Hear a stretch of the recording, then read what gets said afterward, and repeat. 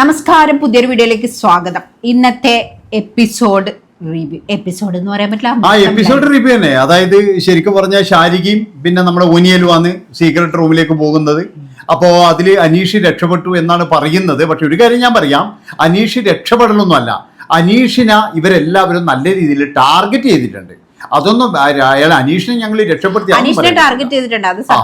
അനീഷിനെ നല്ല കാരണം ഒന്നാമത്തെ കാര്യം അനീഷിനോട് ഭയങ്കരമായിട്ടുള്ള കുശുമ്പുണ്ട്. ഞാനൊന്ന് ചോദിച്ചോട്ടെ, ഇത്രയും കാലമായിട്ട് ബിഗ് ബോസ് കണ്ടവർക്കറിയാം ഈ ഒരു ഒറ്റപ്പെടൽ സ്ട്രാറ്റജി പണ്ട് മുതലേ ഉള്ളതാണ് അല്ലെ. എല്ലാവർക്കും ഗെയിം അറിയുകയും ചെയ്യാം. പക്ഷെ എന്നിട്ടും പിന്നെയും ആൾക്കാർ എന്തുകൊണ്ട് ഇത് മനസ്സിലാക്കി കളിക്കുന്നില്ല? അതെന്തുകൊണ്ടാന്ന് വെച്ച് കഴിഞ്ഞാൽ എല്ലാ സീസണിലും എന്ന് പറഞ്ഞാൽ ഒരു പ്രധാനപ്പെട്ട ആളുണ്ടാകും. അതായത് സിനിമയിലുള്ള ഏതെങ്കിലും ഒരു പ്രധാനപ്പെട്ട ആളുണ്ടാകും. ഇതിൽ അപ്പാനി ശരത്ത് എന്ന് പറയുന്ന ഒരാളാണ്. അപ്പൊ അല്ല ചില ആൾക്കാർക്ക് എന്താ വെച്ച് കഴിഞ്ഞാല് അയാളെ കൂടെ നിന്ന് കഴിഞ്ഞാല് എങ്ങാനും ഒരു ചാൻസ് കിട്ടിയാൽ ഈ ബിഗ് ബോസിൽ അങ്ങനെ അപ്പാനി ശരത്തിന് വലിയ മേൽക്കോയ്മയൊന്നും ഉണ്ടെന്ന് എനിക്ക് തോന്നിയിട്ടില്ല. ആള് ഒരു നല്ല പ്ലെയർ ഒക്കെ തന്നെയാണ്. പക്ഷെ ഭയങ്കരമായിട്ട് എന്താ പറയാ എല്ലാം ഒരു ഫീൽ ചെയ്ത് പോലെ കളിക്കുന്നത്. ഞാനൊരു കാര്യം പറഞ്ഞേക്ക്, പാഷാണ ഷാജി എങ്ങനെയാണ് നിന്നത്? നിങ്ങൾക്ക് ഒരുപാട് സ്റ്റേജ് പ്രോഗ്രാമിൽ ഞാൻ തരുന്നെല്ലാം പറഞ്ഞിട്ട് എല്ലാവരും സ്വീപ്പിട്ട് നിന്നെയാണ്. അതുപോലെ തന്നെ മാരാറ് അടുത്ത സിനിമയിൽ നായകൻ നീയാന്ന് പറഞ്ഞിട്ട് എല്ലാവരും അടുപ്പിച്ചിന് എങ്ങനെ. അതുപോലെ അങ്ങനെ ചില ആൾക്കാരെന്ന് പറഞ്ഞാൽ അങ്ങനെയുള്ള ആൾക്കാരുണ്ടാകും. അതുപോലെ ഇവരൊക്കെ വിചാരിച്ച അപ്പാനി ശരത്തിന്റെ കൂടെ നിന്ന് കഴിഞ്ഞാൽ അപ്പാനിക്ക് നല്ല ഇതായിരിക്കും വിചാരിച്ചത്. പക്ഷെ അപ്പാനി ഇവിടെ നെഗറ്റീവ് ആയിക്കൊണ്ടിരിക്കുന്ന കാര്യം അവരറിയുന്നില്ലല്ലോ. അവര് അപ്പാനിക്കാന്ന് ഭയങ്കരമായിട്ട് ഇവരോട് ദേഷ്യമാടുന്നത്.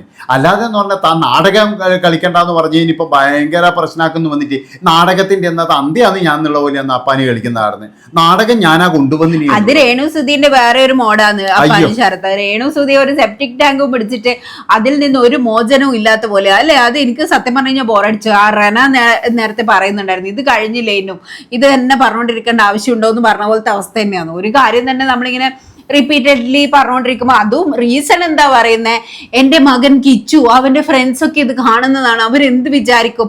അല്ല ഇപ്പോഴത്തെ കാലത്ത് കുട്ടികൾ ഇത്രക്ക് വിവരമില്ലാത്തവരാണ്. ഒരു ഗെയിം ഷോയിൽ ഒരു പേര് വിളിച്ചതിന്റെ പേരില് നിന്റെ അമ്മേനെ അങ്ങനെ കളിയാക്കിയില്ലേ എന്ന് പറഞ്ഞ് കളിയാക്കാൻ മാത്രം. പക്ഷെ ഞാൻ ഒരു കാര്യം ചോദിച്ചോട്ടെ, നിങ്ങൾ ഈ രേണുസുധീനെ എന്തിനാ കൊണ്ടുവന്നിനി? അത് പറ. രേണുസുധി എന്തോ ഒരു ഭയങ്കര സംഭവമായിരിക്കും, കണ്ടന്റ് ആയിരിക്കും ചേച്ചാ കൊണ്ടുവന്നത്. പക്ഷെ ഒരു കാര്യം ഞാൻ പറയാം, രേണുസുധീന്റെ പേര് നമ്മൾ ഇവിടെ പറഞ്ഞു കഴിഞ്ഞാൽ നല്ല ഇതുണ്ട് എന്ന് വെച്ചാൽ മാർക്കറ്റ് ഉണ്ട്.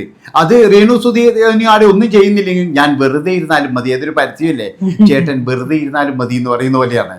അതായത് വെറുതെ ഇരുന്ന് കഴിഞ്ഞാൽ അവിടെ കണ്ടന്റ് ആണ്.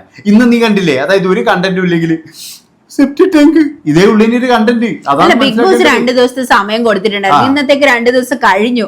അതുകൊണ്ടാണ് വീണ്ടും അത് പറഞ്ഞത്. ഇനിയിപ്പോ ശാരികയാണ് മോട്ടിവേറ്റർ ഉണ്ടായിരുന്നത്, അതിപ്പോ പോവുകയും ചെയ്ത് എന്താവോ എന്തോ. അല്ല ഇതൊരു 100 ദിവസവും രേണുസുധി ഇത് തന്നെ പറഞ്ഞുകൊണ്ടിരിക്കുവാണെന്ന് മനസ്സിലാക്കണം. നീ അത് ലാലേട്ടൻ വന്നിട്ട് പറയണം എന്നാണ് എനിക്ക് പറയാനുള്ളത് അല്ലെ. അത് ഒന്ന് സ്റ്റോപ്പ് ചെയ്യിപ്പിക്കണം. ഈ എന്താ പറയാ, കഴിഞ്ഞ തവണ സെബിനെ ആയിരുന്നെങ്കിൽ സിബിനല്ലേ, സിബിന്റെ ഗെയിം ഒരു കാര്യം പറഞ്ഞിട്ട് എല്ലാം ഇല്ലാണ്ടാക്കിയതുപോലെ ഇത്തവണ അക്ബറിനെ ടാർഗറ്റ് ചെയ്തതുപോലെ എനിക്ക് തോന്നുന്നു. അക്ബർ അതോടുകൂടി ആകെ ഡൗൺ ആയ അവസ്ഥയായിരുന്നു. അതെ, അക്ബറിന്റെ ഒരു ഇന്റർവ്യൂ വന്നിട്ടുണ്ട്. അത് ഞാൻ പറഞ്ഞില്ലേ എന്നോട്, അക്ബറിന്റെ ഒരു ഇന്റർവ്യൂ വന്നിട്ടുണ്ട്. അതിനകത്ത് ഇവരെല്ലാവരും എന്ന് പറഞ്ഞാൽ ഭയങ്കര പ്ലാനിങ്ങോട് കൂടിയിട്ടാണ് വന്നിരിക്കുന്നത്. അതായത് എല്ലാവരും എന്ന് പറഞ്ഞു കഴിഞ്ഞാൽ കഷ്ടപ്പാടും ദുരിതവും മാത്രമാണ് വിളമ്പുന്നത്. അതിൻ്റെ അകത്തും അക്ബർ പറയുന്ന ഇതാണ്, 3 പ്രാവശ്യം ചങ്ങമ്പൂര് പോയിട്ടുണ്ട് ഞാൻ എന്നെല്ലാം പറഞ്ഞിട്ടൊരു ഇന്റർവ്യൂ ആണ്. ഞാൻ കാണാൻ നിന്നില്ല. കാരണം എന്താ അറിയാ, ഇതെനിപ്പോഴും ഓരോ ആൾക്കാർ സെറ്റ് ചെയ്ത് വെച്ചാന്ന് ഇതിങ്ങനെ വന്നുകൊണ്ടിരിക്കുവാണ്. അതാണ് മനസ്സിലാക്കേണ്ടത്. അതായത് രേണുസുധിയെ പറ്റി പറയുകയാണെങ്കിൽ രേണുസുധി ഇനി 100 ദിവസം ഇത് പറഞ്ഞുകൊണ്ടിരിക്കും. ഇനി ലാലേട്ടനല്ല, ഇനി മമ്മൂക്ക തന്നെ നേരിട്ട് വന്നിട്ട് അല്ലെങ്കിൽ ഏഷ്യാനെറ്റിന്റെയും മറ്റേ എൻ്റെ മോൾ ഷൈൻ ഗ്രൂപ്പിന്റെ ആൾക്കാർ തന്നെ നേരിട്ട് വന്നാലും രേണുസുധി പറയും കക്കൂസ് ടാങ്ക് നീ ഞാൻ പുറകോട്ടേ ഇല്ല എന്ന് പറഞ്ഞു. കാരണം അത് മാത്രമാണ് രേണുവിന്റെ ഒരു കണ്ടന്റ് എന്ന് പറഞ്ഞു കഴിഞ്ഞാൽ. പിന്നെ വേറൊരു കാര്യം കൂടി ഞാൻ പറയാം, ഈ രേണുവിന് ഇത്രമാത്രം ഈ ആൾക്കാർ ഇങ്ങനെ സപ്പോർട്ട് കിട്ടുന്നതെന്ന് എനിക്ക് മനസ്സിലായത് എവിടെയാണെന്നറിയാം. അതായത് രേണുവിനെ പറ്റി സെന്റിമെന്റ്സ് മാത്രമല്ല, ഈ രേണുവിനെ പറ്റിയിട്ട് വീഡിയോ ചെയ്യുന്ന ചില ആൾക്കാരുണ്ട്. അവര് നിരന്തരമായിട്ട് രേണുവിനെ ടാർഗറ്റ് ചെയ്തത് കൊണ്ടാണ് ഞങ്ങൾ രേണുവിനെ സപ്പോർട്ട് ചെയ്യുന്നതെന്ന് ചില ആൾക്കാർ. അത് ശരിയാണ്, അത് എനിക്കും തോന്നിയിട്ടുണ്ട്. കാരണം ഒരാളെ തന്നെ ഇങ്ങനെ സൈബർ ബുള്ളി ചെയ്യുന്നത് പോലെ ഇങ്ങനെ അയാളുടെ തന്നെ നെഗറ്റീവ്സ് പറഞ്ഞുകൊണ്ടിരിക്കുന്ന സമയത്ത് നമുക്ക് സ്വാഭാവികമായിട്ട് അവരോട് ഒരു സിമ്പതി തോന്നും, ഇല്ലേ? തോന്നുന്നു, തീർച്ചയായിട്ടും. പക്ഷേ എനിക്ക് ഇപ്പോഴത്തെ ഒരു സംശയം എന്താണെന്നറിയാം, അകത്തും കളിക്കുന്നു പുറത്തും കളിക്കുന്നുണ്ട് ഇപ്പൊ രേണു. അതായത് അകത്ത് രേണു ഒറ്റയ്ക്ക് കളിക്കുന്നു, പുറത്തും രേണുവിന്റെ കുറെ ആൾക്കാർ കളിക്കുന്നുണ്ട്. ഫാദറും എല്ലാവരും എന്ന് പറഞ്ഞ രേണുവിനെ വിജയിപ്പിക്കാൻ വേണ്ടിയിട്ട് തന്നെയാണ്. കാരണം ഫാദർ ഇപ്പോഴും എനിക്ക് ഭീഷണിയുണ്ട് എന്നൊക്കെ പറഞ്ഞിട്ട് കേസ് കൊടുത്തു കഴിഞ്ഞാൽ അത് രേണുവിന് അനുകൂലമാണ്. അല്ലാതെ ഒരിക്കലും എന്ന് പറഞ്ഞു കഴിഞ്ഞാൽ അയ്യോ ഫാദറിനെ എങ്ങനെ പറ്റിയോ എല്ലാവരും എന്നാ ഫാദറിനോട് പറയാന്നറിയാം. ആ പെൺകുട്ടി അവിടെയല്ലടോ, അവിടെ ആകുമ്പോഴേ എങ്ങനെയാ അത് ഭീഷണിപ്പെടുത്തുന്നത് ഫാദറിനോട് പറയാ. എല്ലാരും കൂടി അവരെ എന്നാ ഒരു വിധവയായ സ്ത്രീയെ ടാർഗറ്റ് ചെയ്ത് ദ്രോഹിക്കുന്നു എന്നുള്ള തരത്തിൽ തന്നെയാണ് സത്യം. സ്വാഭാവികമായിട്ട് ഞാനായാലും അങ്ങനെ തന്നെ വിചാരിക്കും. തീർച്ചയായിട്ടും ഞാൻ പറയാ, രേണു കൃത്യമായിട്ട് എന്ന് പറയുന്നത് അവരുടെ ആ ഒരു വീക്ഷണം കൃത്യമായിട്ട് ശരിയാണ്. അതായത് അവർക്കറിയാം ഏത് വഴിയിൽ നീങ്ങണം, അവർക്ക് കൃത്യമായിട്ട് ക്ലാസ് കിട്ടിയിട്ടുണ്ട്. അതുപോലെ തന്നെ എന്ന് പറഞ്ഞാൽ അവർക്ക് നീ ആലോചിച്ചിട്ടുണ്ടോ, അതായത് ശ്രുതി ഉള്ളപ്പോൾ ഒരു സ്റ്റേജിൽ പോലും വരാം. ആകെ നമ്മളെ കണ്ടത് എവിടെയാ ഈ സ്റ്റാർ ശ്രുതി കൊണ്ടുവരാത്തതാണോ ഒന്നും അറിഞ്ഞൂടല്ലോ. അതായിരിക്കാം ചിലപ്പോഴും ശ്രുതിയെ കല്യാണം കഴിച്ചത് തന്നെ. ചിലപ്പോ എന്ന് പറഞ്ഞാൽ ആ കൊച്ചു ചെറുതായിരുന്നില്ലേ. അല്ല ചിലപ്പോഴും പറഞ്ഞാൽ ശ്രുതിയെ കല്യാണം കഴിച്ചത് തന്നെ ഇങ്ങനെ എന്തെങ്കിലും കാര്യം കിട്ടുമോ എന്ന് ആലോചിച്ചിട്ടായിരിക്കാം. പിന്നീട് കിട്ടാത്തത് കൊണ്ട് ആ ഒരു വിഷമവും കാര്യങ്ങളൊക്കെ ഉണ്ടായിരിക്കാം. അപ്പൊ ഇതൊക്കെയാണ് രേണു സുധിന്റെ കാര്യത്തിൽ നടന്നുകൊണ്ടിരിക്കുന്നത്. ഇനിയിപ്പോഴും എന്ന് പറഞ്ഞാൽ ഓനിയലും ഇപ്പോഴും എന്ന് പറഞ്ഞാൽ ശാരികയുമാണ് ഉള്ളിൽ പോകുന്നത്. അതൊരു കണക്കിന് നന്നായി. പോയി പോലും എന്റെ അഭിപ്രായം ഇന്നലെ എന്തൊക്കെയോ കളിക്കുന്നുണ്ട്. അല്ല ഇനി എന്തൊക്കെ ആയിക്കഴിഞ്ഞാൽ രണ്ട് വാഴകൾ പോയി എന്ന് ഞാൻ പറയുള്ളൂ ഒരിക്കലും. കാരണം എന്താ വെച്ചാൽ അവിടെ ഇറങ്ങി കളിക്കാത്ത 2 പേരാണ്. എന്താ വെച്ച് കഴിഞ്ഞാൽ ഓനിയലിന് പിന്നെ എന്ന് പറഞ്ഞാൽ എന്തെങ്കിലുമൊക്കെ കളിക്കണം എന്നുണ്ട്, പക്ഷെ അതൊന്നും കഴിയുന്നില്ല. അയാൾ എന്ന് പറയുന്നത് ഏതിലോ ഒന്നിലോ ഒതുങ്ങിപ്പോകുന്നതായിട്ട് എനിക്ക് തോന്നുന്നത്. അതായത് നമ്മളെ പഴയ ഈ റോൺസൺ ഒക്കെ പിടിച്ച ഒരു ഇതാണ് അയാൾ പിടിച്ചുകൊണ്ടിരിക്കുന്നത്. അതുപോലെ തന്നെ നമ്മളെ മാരാറിന്റെ കൂടെ ഷിജു ഇല്ലേ, ഈ ഷിജു ഒക്കെ പിടിച്ച ഒരു ലൈനാണ് അയാൾ പിടിച്ചുകൊണ്ടിരിക്കുന്നത്. കാരണം കപ്പൊന്നും അടിക്കേണ്ട ആരെങ്കിലും അതാ വരുന്നത്. ഇനിയിപ്പോഴും ചിലപ്പോൾ ഇവര് 2 പേരും കൂടി വരുമ്പോഴാണ് നല്ല രസം ഉണ്ടാവുക. ചിലപ്പോൾ ഇവർ 2 പേരും കമ്പനി ആയിരിക്കും ഇനി. അതുപോലെ തന്നെ എന്ന് പറഞ്ഞാൽ ഇവരെ പറ്റിയിട്ടുള്ള കുറ്റങ്ങൾ തിരിച്ചും ബിഗ് ബോസ് ചിലപ്പോൾ ഇവരെ അറിയുകയും ചെയ്യും. അതൊക്കെ ചിലപ്പോൾ ഉണ്ടാവും. അങ്ങനെയൊക്കെ ചിലപ്പോൾ കാണിക്കും. അല്ല മുന്നത്തെ അല്ല, എന്താ വെച്ച് കഴിഞ്ഞാൽ ഇവര് മുന്നത്തെ ഒന്നും കാണിക്കാനൊന്നുമില്ല. ഇവരാരെയും കുറ്റം പറഞ്ഞിനി അങ്ങനെയല്ല. മുന്നത്തെ സീസണിൽ എവിടെയോ സീക്രട്ട് റൂമിലാക്കിയിട്ടുണ്ടായിരുന്നില്ല. അതുണ്ട്. അല്ല ഇപ്പോഴും ഇവരെ ആരും കുറ്റമൊന്നും പറയുന്നില്ല. ഓനിയലിനെ ആരും കുറ്റം പറയുന്നില്ല, ശാരികേനെ ആരും കുറ്റം ഒന്നും പറയാനില്ല. പരസ്പരം ആരും ആകാന്ന് പറയുന്നത് കുറച്ച് നുണ പറയൽ ടീം എന്ന് പറഞ്ഞു കഴിഞ്ഞാൽ അനുവും പിന്നെന്ന് പറഞ്ഞു കഴിഞ്ഞാൽ ശരത്തപ്പാനിയും മാത്രമാണ്. അനു ഇന്ന് ശരിക്കും പറഞ്ഞാൽ ജിസേലിന് നല്ല രീതിയിൽ കൊടുത്തു. ജിസേലിനെ അവിടെ എല്ലാവർക്കും പേടിയുള്ളത് പോലെ എനിക്ക് പേടിയല്ല. അതെന്താന്ന് വെച്ച് കഴിഞ്ഞാല് ജിസേലിന്റെ ചില കാര്യങ്ങൾക്കൊക്കെ ഇവർക്ക് നല്ല അസൂയുണ്ട്. അത് ഞാൻ പറയാം. അതായത് അനുവിനായാലും മറ്റുള്ളവർക്കായാലും ജിസേലിന്റെ മുഖത്ത് നോക്കി പറയും ചെയ്തു നിനക്ക് കുശുമാണെന്ന് ഞാൻ കേട്ടില്ല. അത് നല്ല രീതിയിൽ എന്ന് വെച്ചാൽ അസൂയ നല്ല രീതിയിലുണ്ട് ജിസേലിനോട്. ഒന്നാമത്തെ കാര്യം എന്ന് പറഞ്ഞു കഴിഞ്ഞാൽ ഇവർക്ക് എല്ലാവർക്കും എന്ന് പറഞ്ഞാൽ ഭാഷേന്റെ ഒരു പ്രശ്നമുണ്ട്. അതായത് ഈ ജിസയിൽ അങ്ങനെ വന്നിട്ട് ഇവിടെ നമ്മളെ ഭരിക്കുന്നോ എന്നുള്ളൊരു മൈൻഡ് ഇവർക്ക് എല്ലാവർക്കും ഉണ്ട്. അത് എല്ലാ സ്ഥലത്തും ഉള്ളതാണ്. കാരണം കുറച്ച് കുശുമ്പും മുന്നായ്മയിലും എല്ലാ സ്ഥലത്തും ഉണ്ടാകും. പക്ഷെ ഇവർക്ക് കുറച്ച് കൂടുതലാണ് ജിസൈലിനോട്. അതുകൊണ്ടാണ് അല്ലെങ്കിൽ ജിസൈൽ എന്ത് ചെയ്യുന്നു ഇങ്ങനെ പോയി. പക്ഷെ ഞാനൊരു കാര്യം പറഞ്ഞോട്ടെ, ബിഗ് ബോസ് ഒരു റോൾ ഉണ്ടാക്കി വെച്ച് കഴിഞ്ഞാൽ അത് അനുസരിക്കാൻ എല്ലാവരും ബാധ്യസ്ഥരാണ് വൈ. പക്ഷെ ഒരു കാര്യമുണ്ട്, ജിസൈലിന്റെ ഒറിജിനൽ രൂപം കണ്ടു കഴിഞ്ഞാൽ ചിലപ്പോൾ എല്ലാവരും ഓടുമായിരിക്കും. കാരണം സ്വന്തം അച്ഛനും അമ്മക്കും വരെ തിരിച്ചറിയാൻ പറ്റൂല. അതായത് മേക്കപ്പിൽ ഓടുന്ന ഒരുപാട് ആൾക്കാരുണ്ട്. ഇപ്പൊ നീ കാണുന്നുണ്ട് ചില നടിമാർന്ന് നീ കണ്ടില്ല. ഇതിനൊക്കെ ഒരു നടീന്റെ ഒരു ഒറിജിനൽ രൂപം കണ്ടപ്പോ നമ്മൾ ഞെട്ടിപ്പോയി. ശരിക്കും ആളുടെ പിന്നെ ബിഫോർ ആഫ്റ്റർ എന്ന് പറഞ്ഞിട്ട് ഞാൻ ഇന്നൊരു ട്രോള് കണ്ടിരുന്നു. അതിൽ ശരിക്കും കണ്ട മനസ്സിലായിരുന്നു. ഈവൻ ബിഗ് ബോസ് സീസൺ 9 ഹിന്ദിയിൽ അവൾ ഉണ്ടായിരുന്ന സമയത്തുള്ള രൂപമേ അല്ല ഇപ്പൊ. അതെ ശരിയാണ്. അത് എന്താന്ന് വെച്ച് കഴിഞ്ഞാൽ ഇവർക്ക് മേക്കപ്പ് ഇട്ടില്ലെങ്കിൽ ഇവർക്ക് പുറത്തിറങ്ങാൻ കഴിയില്ല. അതാണ് അതെല്ലാരും. ഞാൻ പറഞ്ഞില്ലേ ഇപ്പൊ നമ്മൾ ലാലേട്ടനാ അല്ലെ മമ്മൂക്കാനെ അവരൊക്കെ മേക്കപ്പ് ഇട്ടാണ് അവര് പുറത്തിറങ്ങിയിട്ടുണ്ടെങ്കിൽ നമ്മൾ ഓടിക്കളയും ചിലപ്പോഴും. അതാണ് നീ മനസ്സിലാക്കേണ്ടത്. ബോഡി ഷേമിംഗ് അല്ല, മേക്കപ്പ് ഇല്ലാതെ നടക്കുന്ന രജനീകാന്ത് മാത്രമേ ഉള്ളൂ. ഞാൻ അതാ പറയുന്നത്. അവർ പുറത്തിറങ്ങുമ്പോ ഒക്കെ മേക്കപ്പ് വേനും ഉണ്ടാവും കൂടാ. എന്ന് വെച്ചാൽ എല്ലാവരും എന്ന് പറഞ്ഞു കഴിഞ്ഞാൽ അവരുടെ എല്ലാവരും സൗന്ദര്യത്തിലാണല്ലോ ക്യാമറയുടെ മുന്നിൽ വരുവാ. പക്ഷെ രജനീകാന്ത് അതിൽ വരില്ല കേട്ടോ. രജനീകാന്ത് എന്ന് പറഞ്ഞാൽ നീ കണ്ടിട്ടുണ്ടോ വിഗൊക്കെ വെച്ചിട്ട് എവിടെയെങ്കിലും പോയിട്ട് കണ്ടിട്ടുണ്ടോ? സിനിമയിൽ മാത്രമേ അദ്ദേഹം വിഗ് വെക്കത്തുള്ളൂ. ബാക്കി എല്ലാ സ്ഥലത്തും എന്ന് പറഞ്ഞു കഴിഞ്ഞാൽ ഇതാണ് എൻ്റെ അഭിപ്രായം. ബിഗ് ബോസിൽ മേക്കപ്പ് കൊടുക്കരുത്. അതായത് ബിഗ് ബോസിൽ നാച്ചുറൽ ആയിരിക്കണം. ഇപ്രാവശ്യം എന്ന് പറഞ്ഞു കഴിഞ്ഞാൽ ആ ഒരു ഡ്രസ്സ് വരെ അങ്ങനെ ചെയ്തത് വളരെയധികം സന്തോഷമുണ്ട്. ബിഗ് ബോസ് വളരെ സന്തോഷമുണ്ട്. കാരണം എന്താ വെച്ചാൽ ഇവരെ കോപ്രായങ്ങൾ കാണണ്ടല്ലോ. അല്ലാതെ എന്ന് പറഞ്ഞ ഓരോ ഡ്രസ്സൊക്കെ ഇട്ടിട്ട് എന്റെ മോനെ സഹിക്കാൻ കഴിയില്ല. ശരിക്കും സഹിക്കാൻ പറ്റുന്നില്ല. അവള് നല്ല ടൈറ്റ് ഫിറ്റ് ഡ്രസ്സൊക്കെ ഇട്ടോണ്ട് നടന്ന ഒരു ആള് ഇവിടെ വന്നിട്ടില്ല. ബിഗ് ബോസ് ഇത്ര വലിയ ലൂസ് ഡ്രസ്സൊക്കെ കൊടുത്ത എല്ലാരും പറയുന്നുണ്ട് നമുക്ക് എന്താണോ ഇഷ്ടമില്ലാത്ത ആ വേഷങ്ങളാണ് ബിഗ് ബോസ് കൊടുക്കുന്നത്. ശരിയാ, തീർച്ചയായിട്ടും അങ്ങനെ തന്നെയാണ്. മറ്റേവര് വന്നിട്ടുണ്ടോ? തിരിച്ചു വന്നിട്ടുണ്ടാ? ആദില നൂറ് തിരിച്ചു വന്നിട്ടുണ്ട്. ലീവ് ആദില നൂറ് ഇന്ന് തിരിച്ചു വന്നു. അത് നിങ്ങൾ കണ്ടില്ലായിരുന്നു? ഞാൻ ആ സമയത്തില്ലായിരുന്നു. ആ ഒരു പെർഫോമൻസ് ശരിക്കും പറഞ്ഞു കഴിഞ്ഞാൽ ആ ഒരു പെർഫോമൻസ് നല്ല പെർഫോമൻസ് തന്നെയായിരുന്നു. നോറയുടെയും ശൈത്യയുടെയും അവര് നല്ല രീതിയിൽ അനീഷിനെ അനുകരിക്കുകയൊക്കെ ചെയ്തു. പക്ഷേ അവിടെ വേറൊരു സംഭവം ഉണ്ട്. ആദിലക്ക് ചെറിയൊരു വിഷമം അല്ലെങ്കിൽ ഒരു ടെൻഷൻ കൂടിയിട്ടുണ്ട്. എന്തിന്? അതെന്താന്ന് വെച്ച് കഴിഞ്ഞാല് മറ്റുള്ളവര് പോയിട്ട് എന്താ വെച്ചാൽ അവരെ നടുക്കുന്നിരിക്കുന്ന അവർക്ക് ഇഷ്ടപ്പെടുന്നില്ല. ഇടപെടുന്നല്ല. ഇപ്പോഴേ ഞാൻ ഇന്നലെ ഒരു സംഭവം കണ്ടിരുന്നു. അതായത് ആദില ഇവിടെയും അതുപോലെ തന്നെ നൂറ് ഇവിടെ ഇരിക്കുമ്പോൾ നടുക്ക് ആരോ ഇരിക്കുന്നുണ്ട്. ആരാന്ന് എനിക്ക് ഓർമ്മയില്ല. അത് കൃത്യമായിട്ട് എന്താണ് ആദില ഇങ്ങനെ ഒരു വിഷമം പിടിച്ച പോലെ ഒരു നോട്ടം ഇങ്ങനെ നോക്കുന്നുണ്ടായിരുന്നു. കാരണം അതെന്തോ അവർക്ക് ഇഷ്ടപ്പെടാതെ പോലെ. പക്ഷെ പറയാൻ കഴിയില്ല, ബിഗ് ബോസ് അല്ലേ. പക്ഷെ പിന്നെ ഇതിൻ്റെ അകത്തുനിന്നൊക്കെ എല്ലാവർക്കും കൃത്യമായിട്ട് മനസ്സിലാകുന്നുണ്ട് ഒരു ഭയം. ഇനിയെങ്ങാനും പിരിഞ്ഞു പോവോ ഇവള് എന്നെ ചതിയാൻ ആ ഒരു ഭയം ഉണ്ടാവുമല്ലോ. അതാണ് ഞാൻ പറയുന്നത്. റിലേഷൻഷിപ്പിന് ഒരു ആത്മാർത്ഥത ഉണ്ടെങ്കിൽ അതിന്റെ പക്ഷെ ബിഗ് ബോസ് എന്ന് പറയുന്നത് ഒരു സംഭവം തന്നെയാണല്ലേ.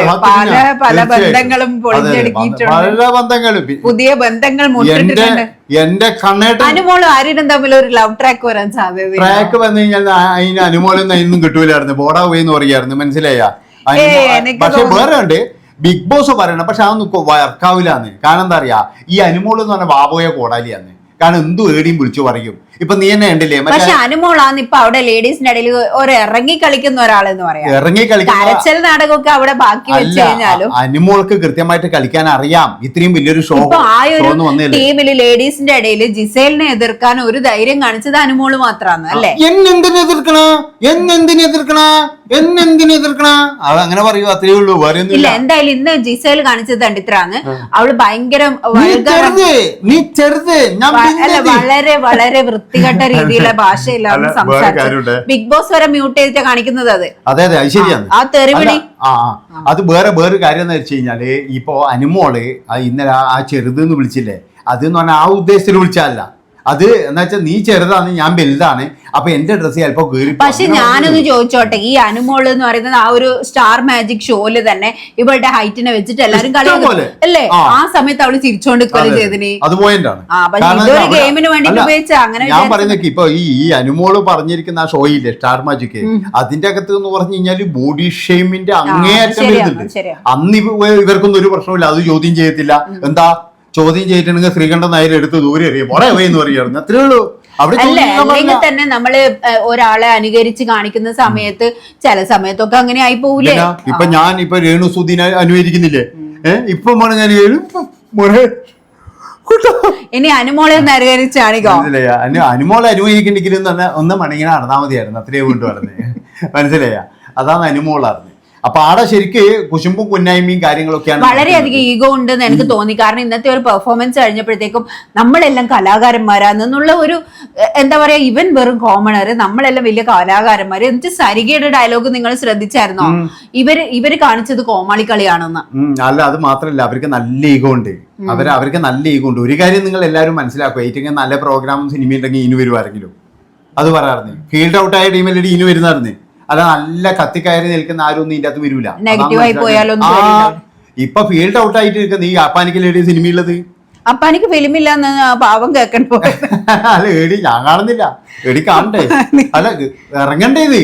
അതായത് ഞാൻ അങ്കമാലി ഡയറീസ് മാത്രമേ ചങ്ങായിട്ട് കണ്ടിട്ടില്ലോ. പിന്നെ ഏതെല്ലോ സിനിമയിൽ എന്നാ വെളിപാടിന്റെ പുസ്തകം അതിൻ്റെ അകത്തൊക്കെ കണ്ടിരുന്നു. അല്ലാതെ പിന്നെന്ന് പറഞ്ഞാൽ അങ്ങോട്ടൊരു വലിയൊരു സിനിമയൊന്നും ഞാൻ കണ്ടിട്ടില്ല. പക്ഷെ അഹങ്കാരം കണ്ടു കഴിഞ്ഞാലോ ഭയങ്കരമാണ്. ഇനി ആ ഉള്ള സിനിമയും കൂടി പോയിട്ട് വീണ്ടും പന്നി ബുക്കലിലേക്ക് തന്നെ പോകേണ്ടിരുന്ന എനിക്ക് തോന്നാറുണ്ട്. കളിയെല്ലാം കാണുമ്പോൾ എനിക്ക് തോന്നിയിട്ടില്ല. അല്ല, ജെനുവിൻ ആണ്. പക്ഷെ ഇപ്പൊ ഞാൻ നിന്നോട് പറയുന്നത്, രാവിലെ ഇപ്പോ അനീഷിന്റെ അടുത്ത് ആ കസേരയൊക്കെ വലിച്ചെറിഞ്ഞിട്ട് വരേണ്ട വല്ല ആവശ്യമുണ്ടോ? ആൾക്ക് ഭയങ്കര എന്ത് ടെമ്പർ? എന്നാ പിന്നെ തല്ലു കൊടുത്തിട്ട് മറ്റേ റോക്കിനെ പോലെ പോണം. ഞാൻ ഇന്ന് ശരിക്കും വിചാരിച്ചിരുന്നു കേട്ടോ, അപ്പാനി അനീഷിനെ തല്ലുന്ന. അതിനിടയിൽ റെന കയറി നിന്നോണ്ടാ. അവിടെ എല്ലാവർക്കും അതിനാ വേണ്ടത്. ആരെങ്കിലും ഒന്ന് തല്ലി കിട്ടി കഴിഞ്ഞാല് അപ്പാനിയാണ് ഭയങ്കരമായിട്ട് റേസ് ആവുന്നതാണ്. ഇനി ഈ ആഴ്ച ലാലേട്ടൻ വന്നിട്ട് മിക്കവാറും അപ്പാനിനെ അടിച്ചിരുത്താൻ സാധ്യത കൂടുതലാണ്. അത് ശരിയാണ്. പിന്നെ ആരാണ് കൂടുതലായിട്ട് ഇതില്ലത്? അക്ബർ ഒന്ന് എന്താ പറയാ സൈഡായിന്. അക്ബർ സൈഡാകാനുള്ള കാരണം രേണു സുധിയാണ്.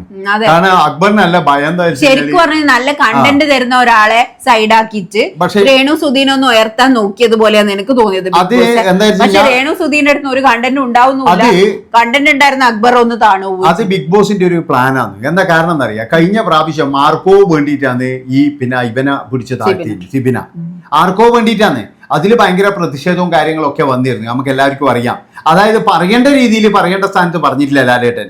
അതുപോലെ തന്നെയാണ് ഇപ്പൊ രേണു സുധി ഒന്നും പറയാതെ അതിന് പിടിച്ചങ്ങ് കയറിയിരിക്കുക ഇവരെല്ലാവരും. ശരിക്കും ഇപ്പൊ സീസൺ 7 പറയാതെ പറഞ്ഞ് എന്നാ എല്ലാരും കൂടി ഒരു രാജാവിനെ ആക്കിക്കൊണ്ടിരിക്കുകയാണ് അവിടെ, അല്ലേ? അത് ശരിയാണ്. നാട് അനീഷിനെ രാജാവാക്കേണ്ട പ്ലാൻ അതന്നെ. ഇത് ഇവർക്ക് എല്ലാവർക്കും അറിയാം ഇത് ഇയാളുടെ സ്ട്രാറ്റജിയാണ്, ഇത് ഇയാളുടെ ഗെയിം ആണെന്ന് അറിയാം. എന്നിട്ടും അവര് മാക്സിമം അയാളെ കോർണർ ചെയ്യുന്നത് പോലെ തന്നെയല്ലേ നമുക്ക് ഫീൽ ചെയ്യുന്നതല്ലേ? ഓഫ് കോഴ്സ് ഒരാളെ കോർണർ ചെയ്യുന്ന സമയത്ത് നമുക്ക് സ്വാഭാവികമായിട്ട് അയാളോട് സിമ്പതി തോന്നി. ഇന്നിപ്പോ ഗെയിം കണ്ടപ്പോ തന്നെ എനിക്ക് വരെ എഴുന്നേറ്റ് പ്രതിഷേധിക്കാൻ തോന്നി, അല്ലേ? ആ ഒരു പെർഫോമൻസ് ഒക്കെ നോക്കുന്ന സമയത്ത് നമുക്ക് തന്നെ തോന്നുന്നുണ്ട് അയാളെ മനഃപൂർവ്വം അയാൾ ഇറങ്ങി കളിക്കുന്നുമില്ല, അയാൾക്ക് വേണ്ടിയല്ലേ അവര് പെർഫോം ചെയ്യുന്നത്. അപ്പൊ ആ പെർഫോം ചെയ്യുന്നവരുടെ ഒരു ഇതെങ്കിലും നോക്കണ്ടേ? അതുപോലില്ല, അത് വെറും കോമാളിക്കളിയായി പോയി എന്ന് പറഞ്ഞിട്ട് അതൊന്നും ഒഴിച്ചു നിർത്തി എന്തൊക്കെയാ നടന്നത്. അതാണ് ഇവരുടെ അസൂയ എന്ന് പറയുന്നത്. പിന്നെ ഞാൻ ഒരു കാര്യം പറഞ്ഞില്ലേ, ഈ രേണുസൂതി അങ്ങനെ നിൽക്കൂല. രേണുസൂതിക്ക് എന്താ വെച്ചാൽ ഇറങ്ങി കളിക്കാൻ പറ്റൂല. ആ ലാസ്റ്റ് ഗെയിമിൽ തന്നെ കണ്ടില്ലായിരുന്നു. അല്ല, ഇനി ഗെയിം അങ്ങ് വരാൻ പോകുന്നില്ലേ ഉള്ളൂ, ഇനി എന്തൊക്കെ വരാൻ പോകുന്നത് എന്നാലും ചിലപ്പോ പറയൂ കേട്ടാ. അതായത് ഉറക്കൊഴിഞ്ഞ ടാക്സ് പിന്നെ ടാസ്ക് ഒക്കെ ഷാനവാസ് തന്നെ പറയുന്നു ഇറങ്ങി കളിക്ക് രേണു, നീ എന്താ ഇങ്ങനെ പറയുന്നു. ഇനി ഉറക്കൊഴിഞ്ഞ ടാസ്കും ഇതൊക്കെ വന്നു കഴിഞ്ഞാൽ ബിഗ് ബോസ് എനിക്ക് സുഖമില്ല, ബിഗ് ബോസ് 2 ദിവസം ലീവ് ആണ്, ബിഗ് ബോസ് സത്യം പറഞ്ഞ സീക്രട്ട് റൂം കിട്ടിയിരുന്നെങ്കിൽ രേണു സുധിക്ക് ഒരു സമാധാനം കുറച്ച് കിടന്ന് ഉറങ്ങായിരുന്നു എന്ന് വിചാരിക്കുന്നുണ്ടോ? ഭക്ഷണവും ഇല്ല, പറഞ്ഞിട്ട് കാര്യമില്ല. അല്ല, ഭക്ഷണത്തിനൊന്നും അതിലൊന്നും കുഴപ്പമില്ല. അപ്പൊ ഇത്രയും വലിയൊരു ഷോയിൽ ഞാൻ 5 ദിവസം വേണമെങ്കിൽ പട്ടിണി എടുക്കാൻ തയ്യാറാണ്. മനസ്സിലായി? എന്ത് ഇത്രയും വലിയ ഷോ അല്ല, ഞാൻ പറയാം ബിഗ് ബോസ് അങ്ങനെയല്ല. ബിഗ് ബോസ് ഏതായാലും ബോധം കിടപ്പെങ്കിലും കുറച്ച് വെള്ളം തരുമല്ലോ, അത് മതിയായിരുന്നു. മനസ്സിലായി? അല്ല, വിശക്കുന്ന സമയത്ത് സ്വാഭാവികമായിട്ട് നമ്മളല്ലാതായി മാറും. വിശക്കുന്ന നേരം പശുവിനെ പശുവില്ല അല്ല പശുവിനെ കൊണ്ടുതരണം ചോദിച്ചായിട്ടില്ലേ ആ പാട്ടിന്റെ കാര്യം ആലോചിക്കുമ്പോഴാണ് ഞാൻ ഓർമ്മ അക്ബർ വെറുപ്പിക്കുന്നു വിചാരിച്ചു. എന്റെ അക്ബറെ നന്ദി ഉണ്ട് കേട്ടാ. കഴിഞ്ഞ പ്രാവശ്യത്തെ ആ ശ്രീരേഖനെ പോലെ ആയിട്ടില്ല എന്റെ ഭഗവാനെ.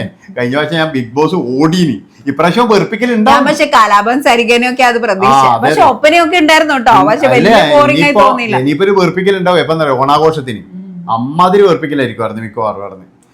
ഓണാഘോഷം എന്ന് പറഞ്ഞു കഴിഞ്ഞാൽ ആ ഒരു സമയത്തുള്ള ഒരു എപ്പിസോഡിന്റെ ഒരു പരിപാടിയല്ലേ ഉള്ളൂ. അതെ, പക്ഷെ ഇതിന്റെ അകത്തൊന്നും അത് ശരിയാവില്ലെന്നേ. ഇങ്ങനെ കലവില കൂടിയിട്ട് ഇവരെല്ലാം കൂടി ഉക്കുന്ന കാണുമ്പോൾ നമുക്കേ പ്രേക്ഷകർക്ക് നമ്മളിരുന്ന് മുടിഞ്ഞടിയല്ലേ. നമ്മളിപ്പോ രേണു സുധീന്റെ ഫാൻസിനോടും അതുപോലെ തന്നെ മറ്റേ അക്ബറിന്റെ ഫാൻസിനോടും ഷാനവാസിന്റെ ഫാൻസിനോടും മറ്റവരുടെ ഫാൻസിനോടും എല്ലാവരോടും നമ്മൾ ഉടക്കി നിൽക്കുവാന്ന്. അപ്പൊ അങ്ങനെ എല്ലാവരും എനിക്ക് ഫാൻസ് ഒന്നും ആയില്ല. ഞാൻ പറഞ്ഞല്ലോ, ഇനി കളി അങ്ങോട്ട് മുറുകുമ്പോൾ ഒരു മാസമൊക്കെ കഴിഞ്ഞാൽ നമുക്കറിയാൻ പറ്റും ആരാന്ന് കളിക്കാര്. അതിനി അപ്പാനി ആയാലും ശരി, രേണു ആയാലും ശരി, അല്ലെങ്കിൽ എന്ന് പറഞ്ഞാൽ അനീഷ് ആയാലും ശരി, ഷാനവാസ് ആയാലും ശരി, ആരെയായാലും നമ്മൾ പിന്തുണക്കും. അതിലൊന്നും നമുക്ക് മടിയൊന്നുമില്ല. ഞാനല്ലാതെ ഭയങ്കരമായിട്ട് ബിഗ് ബോസ് ഞാൻ അങ്ങനെ അങ്ങ് ഇത് ചെയ്യുന്നു അങ്ങനെയൊന്നുമല്ല. നമ്മളൊരു പിന്തുണ എല്ലാവർക്കും കൊടുക്കാറുണ്ട് എല്ലാ വർഷവും. അത് നല്ല കളിക്കാരന് ഒരു 50 ദിവസമൊക്കെ കഴിഞ്ഞാലേ കൊടുക്കത്തുള്ളൂ.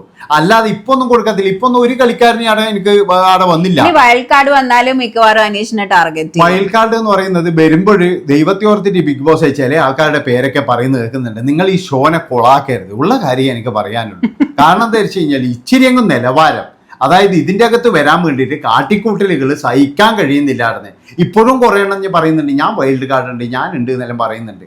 ആ മറ്റേ ചങ്ങായി ഉണ്ടല്ലോ, എന്റെ അടുത്ത് കഴിഞ്ഞാൽ മതി, എന്റെ അടുത്ത് കഴിഞ്ഞാൽ ഒരു കുഴപ്പമില്ല, ഞാൻ വഹിക്കാറാക്കൂ, ഞാൻ ബബുണ്ടിനെ വരെ ഞാൻ പറഞ്ഞിട്ടുണ്ട്. ആളെ മനസ്സിലായിട്ടുണ്ടാവില്ല എനിക്ക് ഏകദേശം. നമ്മൾ 7-8 6-8 അതിന്റെ അകത്ത് വന്നിട്ട് എന്തെങ്കിലും ചെയ്യാൻ പറ്റുന്നില്ല. അല്ല, എന്തൊക്കെ ചെയ്യാൻ വരും. ഇതിനിടയ്ക്ക് പറയുന്നതാണ് ഞാനത് ഉഷാറ്, ഞാനത് ഉഷാറ്. ഇല്ല, ആള് പരേര പോകുന്ന പ്രതീക്ഷിച്ചിരുന്നു തോന്നുന്നു. പരേരയല്ലേ പിന്നെയും കുറെ സീരിയൽസിലൊക്കെ കാണുന്നത്. എന്തെന്നായി കഴിഞ്ഞാൽ ഇതിന്റെ അകത്ത് വന്നിട്ട് എന്ന് പറഞ്ഞ ഒരു പ്രത്യേകതയുണ്ട്. അതാന്ന് പറയുന്നതാണ്.